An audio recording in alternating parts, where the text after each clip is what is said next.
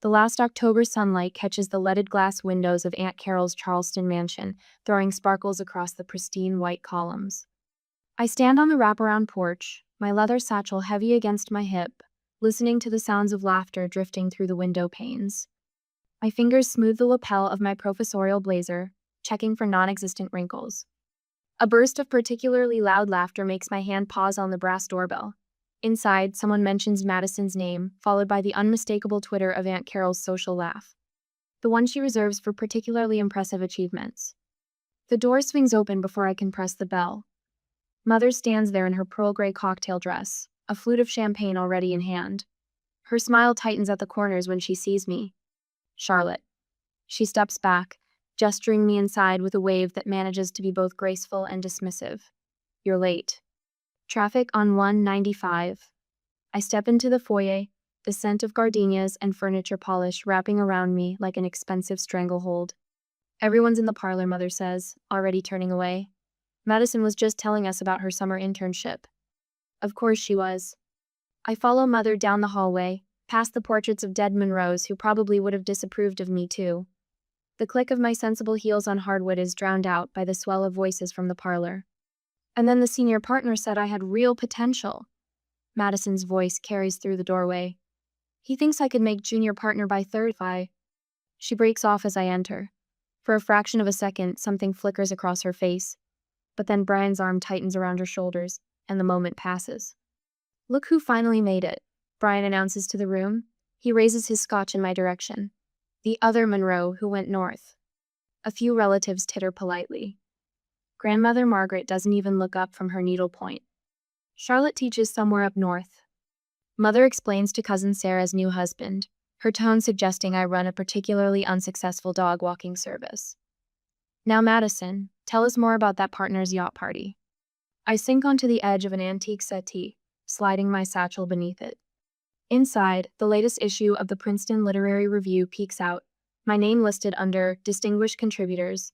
I push it deeper into the bag. Some of us are going places, Brian Stage whispers to Uncle Robert, unlike others who just teach. The crystal champagne flutes tinkle with shared amusement. I think of my empty apartment the night I got my Princeton position. The way I'd sat alone in the dark, clutching the acceptance letter, knowing no one would understand what it meant. Couldn't you find something more impressive? Mother had asked when I told her. With your credentials, surely some law firm would take you. A butler appears with fresh drinks. I decline with a small shake of my head, watching Madison hold court from her perch on the silk brocade sofa. She's wearing a pale pink sheath dress that probably cost more than my monthly mortgage. Her diamond tennis bracelet catches the light every time she gestures. Madison's going to be the first Monroe at Princeton since great-grandfather William. Grandmother Margaret announces to the room, finally looking up from her needlework. Her steel gray eyes sweep past me as if I'm part of the furniture. Now there's a legacy to be proud of. The room murmurs in appreciation. I think of the faculty parking permit in my blazer pocket, the way Madison's eyes had widened in my classroom doorway on the first day of the semester. Dinner is served. Aunt Carol announces from the doorway. She raises her glass. A toast first to our family's true Princeton star. Glasses rise around the room. Madison's smile falters for just a moment as she catches my eye across the crystal sparkle. To Madison, the family chorus echoes. I'm directed to the far end of the mahogany dining table, wedged between Cousin Timothy's 7-year-old and the empty chair where the gardener sometimes joins us for holiday meals. The distance between my seat and Madison's place of honor beside Grandmother Margaret could be measured in social light years. My literature professor is so demanding. Madison says halfway through the soup course, her voice carrying down the table. She expects us to actually analyze the text instead of just appreciating it. Some people teach because they can't do, dear, Grandmother Margaret interrupts, patting Madison's hand. Don't let her discourage you. Madison's eyes find mine across the candlelight and find China. For a heartbeat, I see something like understanding pass between us. Then Brian launches into another story about his latest business, ventures something about cryptocurrency and yacht timeshare sand. The moment evaporates like morning fog over the Charleston harbor. I sit silently, watching my family bask in the glow of Madison's borrowed brilliance, thinking of the paper sitting in my grading pile back in Princeton. The one with her name at the top, full of superficial analysis and inherited charm. The one I failed. Aunt Carol's silver dessert cart tinkles across the hardwood floors, bearing an elaborate creme brulee with fresh berries arranged in concentric circles. The candlelight catches the sugar crystals, transforming them into tiny diamonds. Madison's favorite, Aunt Carol announces, positioning the cart between Grandmother Margaret and my cousin. I remember how she always begged for this when she visited during college breaks. Brian reaches across the table for the serving spoon. Speaking of college, have you thought about law school applications yet, sis? Dad always said you had the mind for it. The porcelain dessert plates click against the mahogany table as the butler distributes them. Each one bears the Monroe family crest in faded gold leaf. I trace the worn edge with my fingertip, remembering how Father used to tell me stories about the brave women in our family tree. To Madison's brilliant future, Grandmother Margaret raises her crystal goblet. The overhead chandelier creates a constellation of light points across her pearls. May our family the success it deserves. Mother beams, her third glass of wine lending extra warmth to her cheeks. Not everyone can handle Princeton's pressure, but our Madison was born for it. Some of us are meant to succeed. Uncle Robert's voice carries down the table. He pauses, swirling his brandy. Others, well, they teach. The family titters. A fork scrapes against bone china. The butler's shoes whisper across oriental carpet. Interesting. My voice emerges quieter than intended, but it cuts through the laughter like a letter opener through heavy cream paper. Because I'm Madison's professor. The silence drops like a leather-bound volume in an empty library. Forks freeze mid-air. Wine glasses pause at lips. Mother's face drains to the shade of her best linen tablecloth. Brian's mouth hangs open, displaying the half-chewed remains of his creme brulee. What? Madison stares at her dessert plate. Her shoulders rise and fall with a deep breath. I recognize from our office hours the one she takes before defending a difficult thesis statement. Professor Monroe. Her voice carries the same steady tone she used in last week's class presentation. She teaches literature and critical thinking, required course for freshmen. Grandmother Margaret's hand trembles. Red wine splashes onto the tablecloth, blooming like a rose in snow. Charlotte, explain yourself. I set down my napkin, folding it precisely along its creases. I'm an associate professor in the comparative literature department. Madison enrolled in my section this semester. And you never thought to mention this? Mother's voice climbs half an octave. I maintain strict professional boundaries with all my students. The words come easily after years of faculty meetings, including family members. Madison pushes her untouched dessert away. Professor Monroe gave me the first C of my life on my initial paper. You what? Brian slams his glass down. Wine sloshes over the rim. The analysis was superficial. I meet his glare steadily. Like most first attempts from students who've never had to think deeply about literature. You could have helped her more, Mother's voice cracks. Given her extra guidance. She did. Madison straightens in her chair. More than anyone. She made me actually work for once. This is outrageous. Uncle Robert stands, his chair scraping back. Using your position to deliberately make things harder for family. No. Madison's voice rings out, the room stills. She made me better. She was the only one who did. Cousin Erica leans forward, her reading glasses glinting. I think it's admirable. Teaching requires real integrity. I didn't know it was her until I saw her photo in my dorm. Madison looks around the table. On the department website, she never said a word about being family. Uncle James catches my eye from the far end of the table. His slight nod carries the weight of 30 years teaching high school mathematics. Well, Grandmother Margaret dabs at the wine stain with trembling fingers. I suppose we'll need to speak with the department chair about reassignment. No, Madison pushes back her chair. The legs scrape against hardwood with a sound like fingernails on silk. I'm staying in Professor Monroe's class. I've learned more in 8 weeks than in 4 years of private school. Darling. Mother reaches for Madison's arm. Think about your future. I am. Madison's voice carries the same conviction she showed defending her midterm thesis. For the first time, I'm actually thinking, not just performing. The silence stretches. Outside, autumn leaves scrape against leaded glass windows. The butler hovers in the doorway, uncertain whether to clear the abandoned desserts. I fold my hands in my lap, feeling the steady thrum of my pulse against my grandmother's pearl ring. The one Father gave me when I earned my doctorate. Madison's latest paper showed remarkable improvement. She's developing a unique, critical voice. But what about family loyalty? Brian demands. Loyalty? Madison's laugh holds no humor. Like when you told everyone at the club about Charlotte's rejection from Harvard Law. The one she never actually applied to because she was already accepted to Columbia for her PhD? Mother's wine glass tips. Dark liquid seeps into white linen like blood and snow. The grandfather clock in the hall strikes 9, each chime echoing through the silence. I think of my office back at Princeton, where Madison's latest paper sits in my grading pile. The one where she finally found her voice. The one that earned her first A. I believe this concludes dessert. I stand, smoothing my blazer.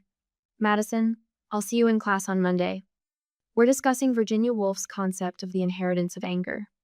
As I turn to leave, I catch Madison's reflection in the dark window. For the first time tonight, she's smiling. I sat in my car and drove home. During the drive, I am thinking about the first time I graded her.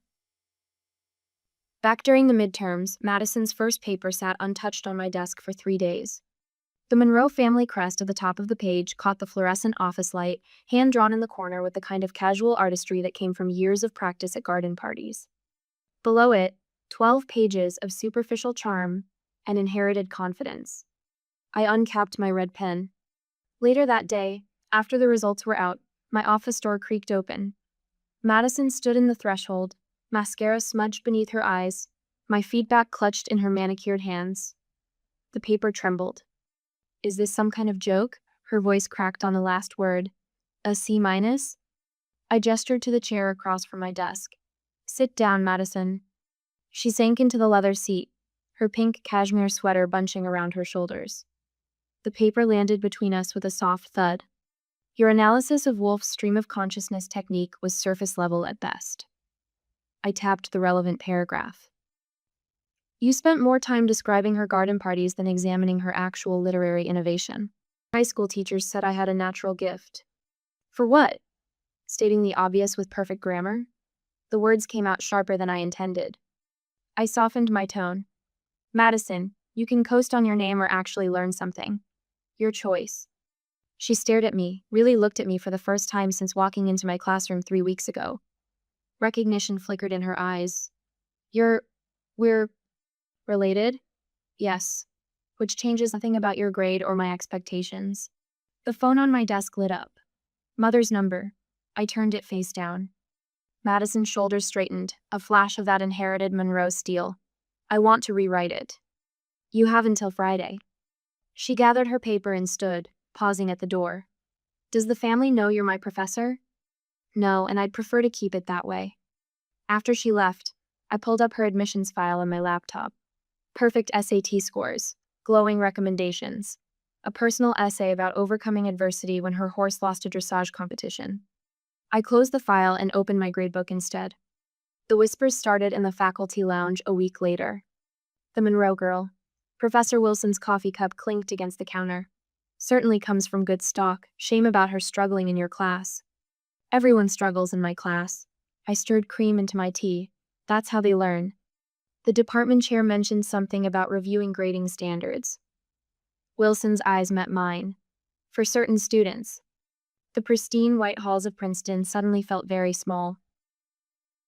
My phone buzzed that night as I graded papers in my empty apartment.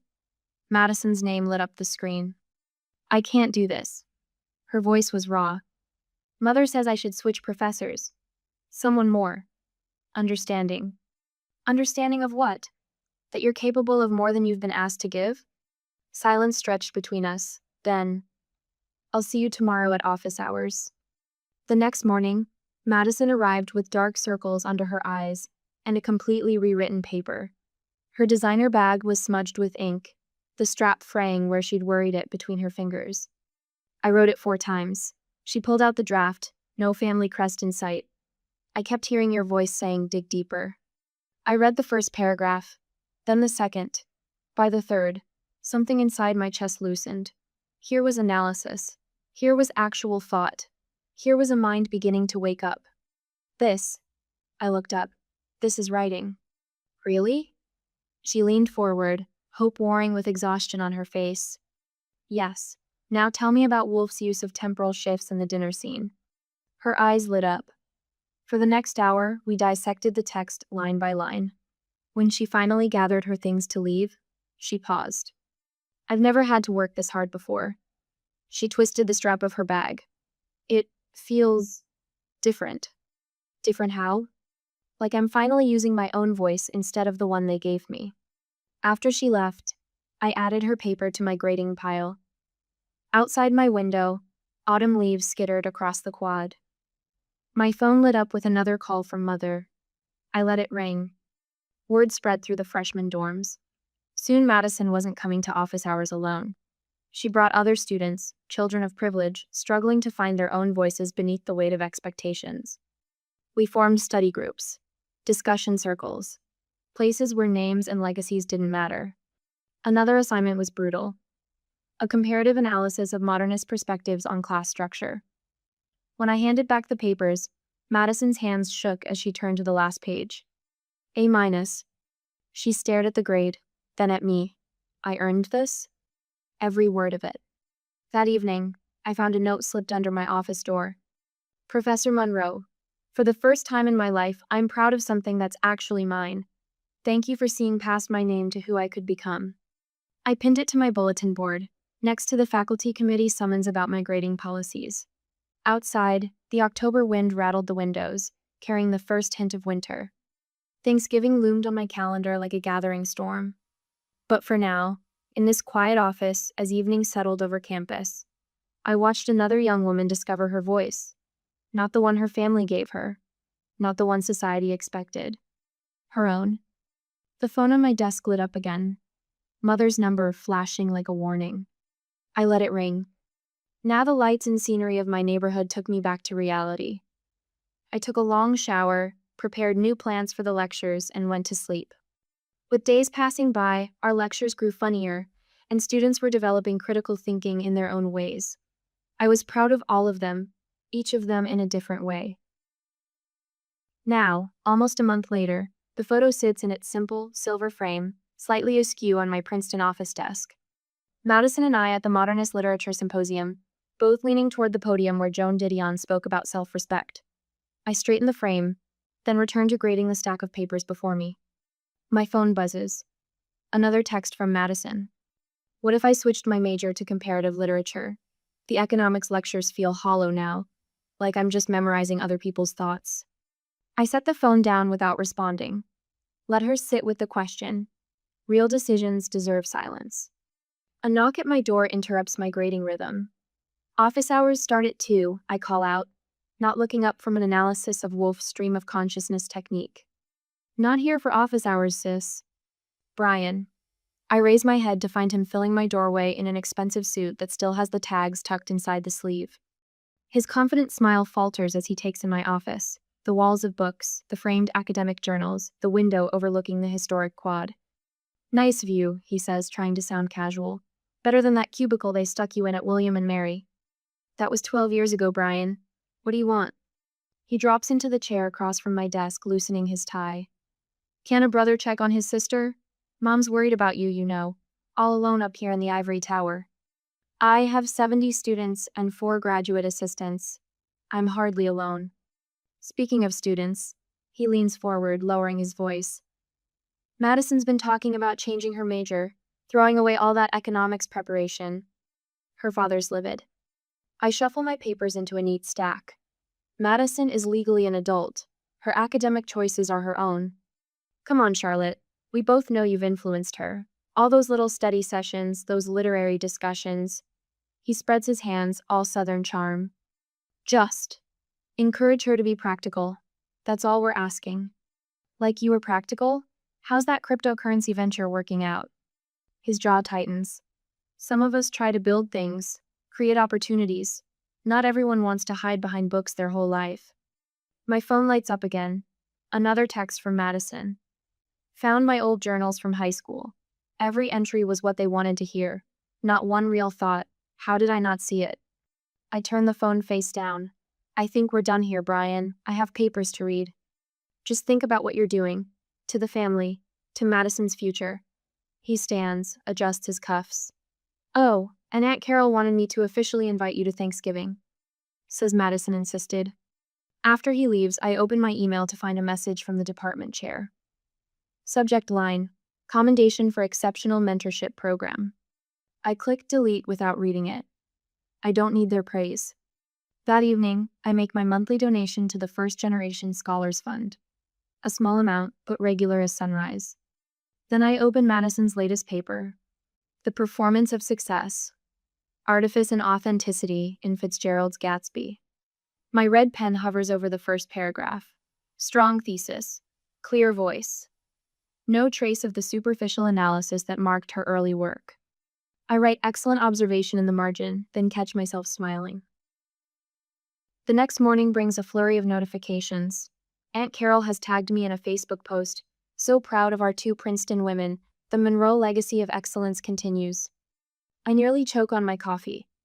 3 months ago, she'd asked if I still worked at that community college up north. A text from my mother follows.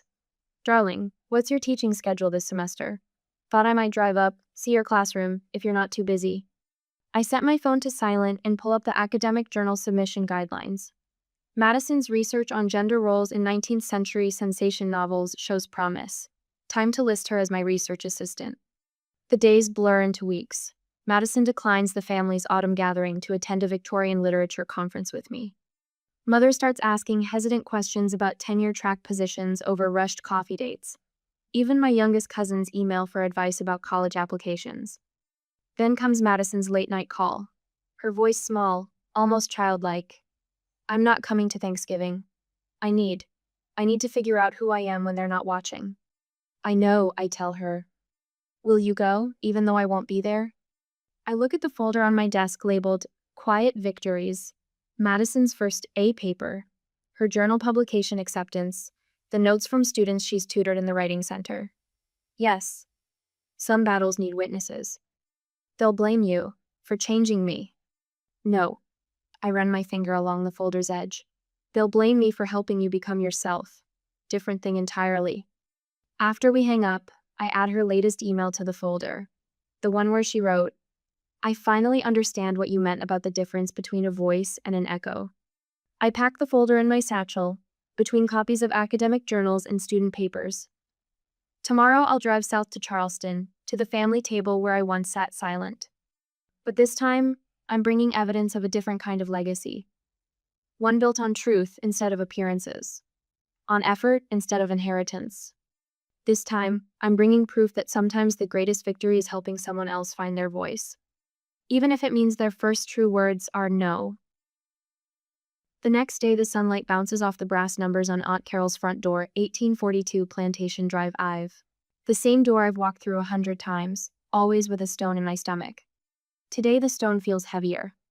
My Princeton department chair blazer still carries the crisp scent of dry cleaning. Inside the breast pocket, a folded academic journal presses against my heart like armor. Through the window, I catch a glimpse of Madison's high school graduation photo displayed prominently on the mantel. Her Yale acceptance letter framed beside it, though she never enrolled there. The cherrywood frame matches the one holding her Princeton acceptance, the one that arrived after she was already my student. Aunt Carol opens the door before I can knock. Her face shifts from welcome to wariness in the space of a breath. Charlotte, how professional you look. The foyer smells of sage and butter, overlaid with Grandmother Margaret's Chanel No. 5. Voices drift from the formal living room, where Brian holds court near the fireplace. His latest startup pitch carries over the classical music Mother insists on playing at every holiday. And that's why NFTs are the future of real estate, Brian announces to a circle of nodding relatives. Madison gets it. She's already invested. I slide my leather folder onto the sideboard, between Mother's wedding china and the silver gravy boat that hasn't been polished since Kennedy was president. Inside, Madison's publication waits like a loaded gun. Charlotte, Aunt Cheryl's voice drips with artificial sweetness. How's the teaching going, dear? Still grading papers at that small college up north? The room ripples with polite laughter. Uncle Robert adjusts his bow tie, the same one he's worn to every Thanksgiving since 1985. Some of us work real jobs, Cheryl. Teaching's more of a calling. Isn't that right, Charlotte? Mother's fingers tighten around her wine stem. She glances between me and the rest of the family, lips pressed into a thin line. The same expression she wore when I turned down law school. Actually, I reached for my folder. I brought something to share. Not another academic article.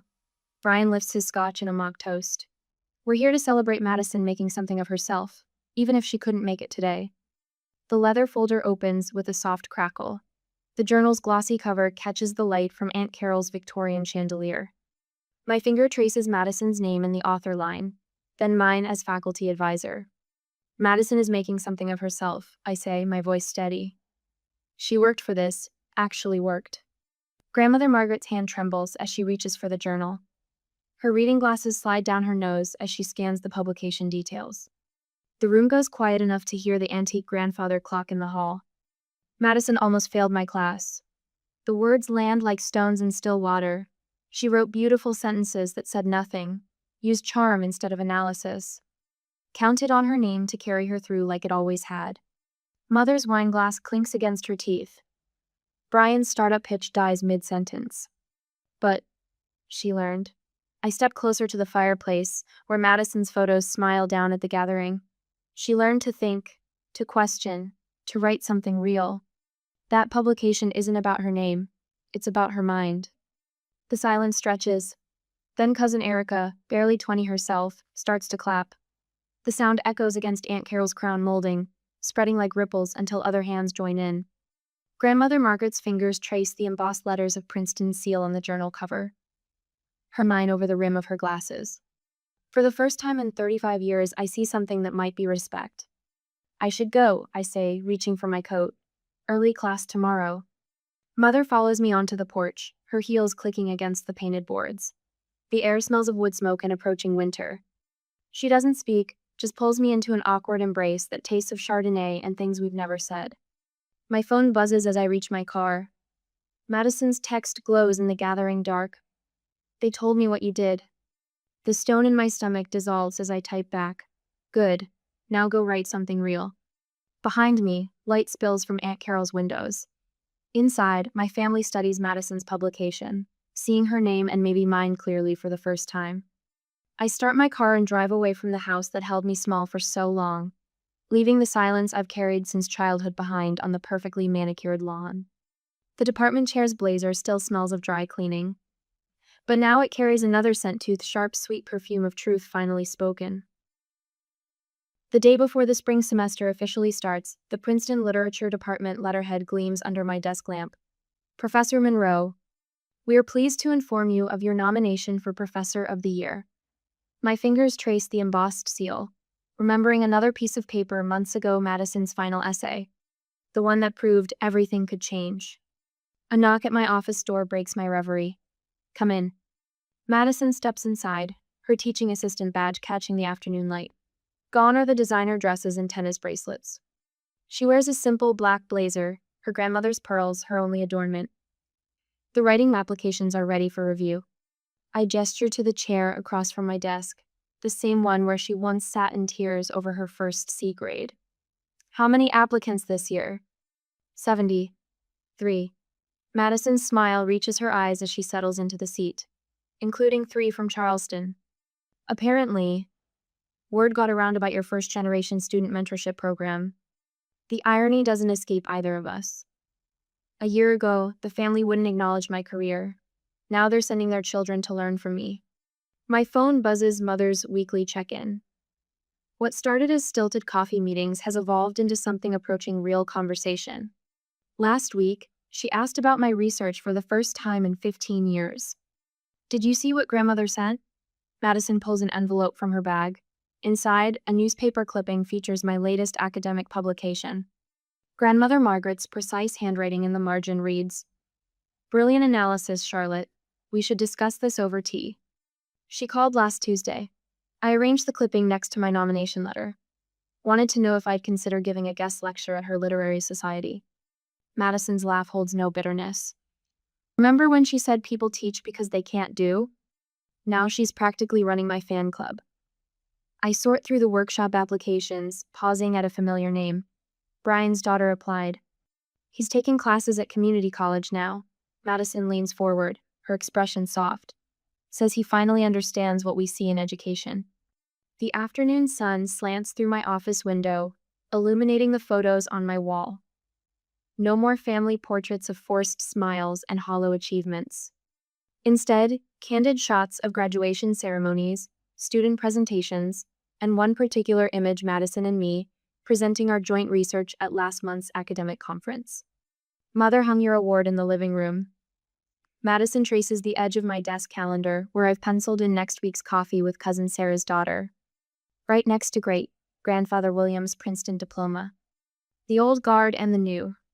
I pull a folder from my drawer labeled in fresh ink. Visible victories. Inside, letters from students whose lives changed in this office. At the top, Madison's first A paper, marked with both our tears. About that, Madison straightens, Professor Mode engaged. I've been thinking about after graduation. I wait, watching her gather her thoughts. She's learned the power of silence, this former queen of rapid-fire charm. I want to teach. Her voice holds the quiet certainty I've come to recognize in my best students. Not just as a TA. I want to do what you do, help people find their real voice, not just their family voice. The setting sun paints Princeton's Gothic architecture in shades of possibility. Through my window, students cross the courtyard, some pausing to wave at their notorious Professor Monroe and her equally notorious TA. I've started a scholarship fund. I hand her a brochure, still warm from the printer. The Monroe Educational Legacy Grant, for students pursuing teaching careers. Madison's breath catches. Below the title, two names listed as program directors: Charlotte Monroe, PhD, and Madison Monroe, BA candidate. You're changing the family legacy. Her fingers trace our names, not just for us, but for all of them. My lecture hall fills tomorrow with a new semester of students, including 3 young Monroes who chose Princeton's literature program over law school. Their parents' holiday cards no longer carry veiled disappointment, but genuine questions about reading lists and teaching philosophies.